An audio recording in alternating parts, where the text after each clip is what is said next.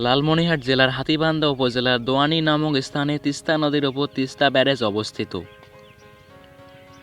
তিস্তা নদীতে ব্যারেজ নির্মাণপূর্বক অত্র অঞ্চলে গ্র্যাভিটি পদ্ধতিতে একটি সেচ প্রকল্পের প্রয়োজনীয়তা ব্রিটিশ সরকার আমল হতে অনুমোদিত হয়।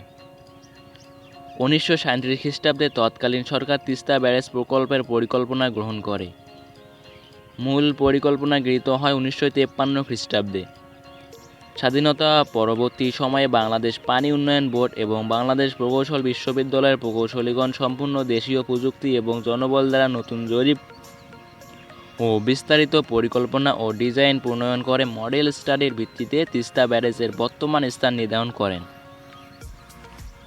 তিস্তা ব্যারেজ প্রকল্পের নির্মাণ কাজ 1979 সালে এবং ক্যানেল সিস্টেমের নির্মাণ কাজ 1984-85 সালে হাতে নেওয়া হয়।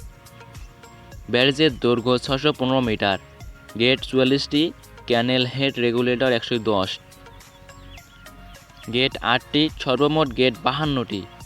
জুন 1998 প্রকল্পের প্রথম পর্যায়ের কাজ শেষ হয়। মোট নির্মাণ ব্যয় 959.53 কোটি টাকা।